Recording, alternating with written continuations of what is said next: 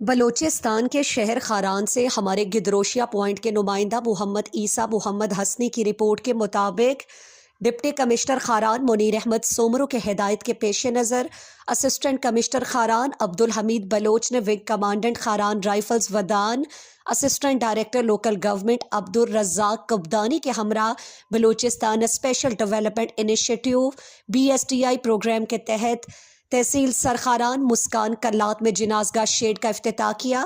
اس موقع پر deputy district health officer Kharan doctor Chakar Anwar Baloch, MS teaching اسپتال خاران ڈاکٹر مشتاق احمد مہیم، انجینئر ریحان ملنگزئی اور علاقے کے معتبرین بھی موجود تھے۔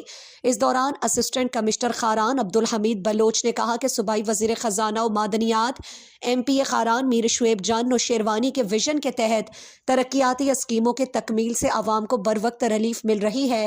انہوں نے کہا کہ BSDI پروگرام کا بنیادی مقصد عوام کو بنیادی سہولیات کی فراہمی ہے اور اس پروگرام کے تحت مختلف شعبوں میں تیزی سے ترقیاتی عمل جاری ہے تاکہ عوام کو زیادہ سے زیادہ استفادہ ہو، جس کے ثمرات براہ راست عوام تک پہنچ رہے ہیں۔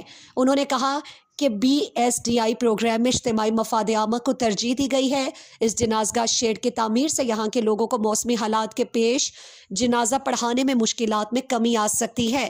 انہوں نے کہا کہ ڈپٹی کمشنر خاران منیر احمد سومرو اپنی ٹیم کے ساتھ عوامی فلاح و بہبود کے منصوبوں کی نگرانی خود کر رہے ہیں تاکہ سرکاری وسائل کا درست استعمال یقینی بنایا جا سکے اور ضلع خاران میں ترقیاتی عمل کو مزید مؤثر بنایا جا سکے۔ یہ مسکان کلات کے لوگوں کی دینی میں خواہش تھی کہ ان کے لیے قبرستان کے لیے ایک شیڈ بنایا جائے، کیونکہ شیڈ میت کے احترام اور لوگوں کی سہولیت کے لیے بہت ضروری ہے۔